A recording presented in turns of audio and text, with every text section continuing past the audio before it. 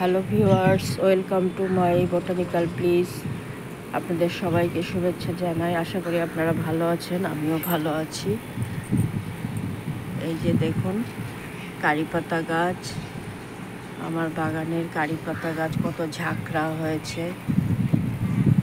এটা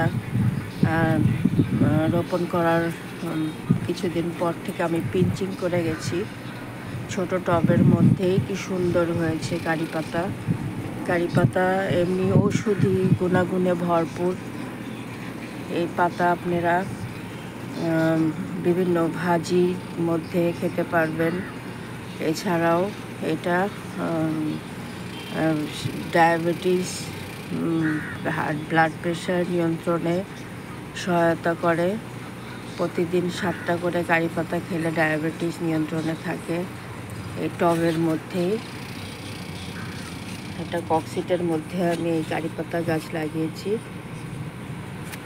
এটার মধ্যে খুব সুন্দর গ্রো করেছে। এই যে দেখুন, এই পাতা বিভিন্ন কাজে আসে। এটার মাটি আমি তৈরি করেছি 50% বাগানের মাটি, 30% গোবর সার, 20% কোকোপিট দিয়ে, আর সপ্তাহে সপ্তাহে খোল ভেজানো জল দেই। মাঝে মধ্যে কীটনাশক স্প্রে করে দেই।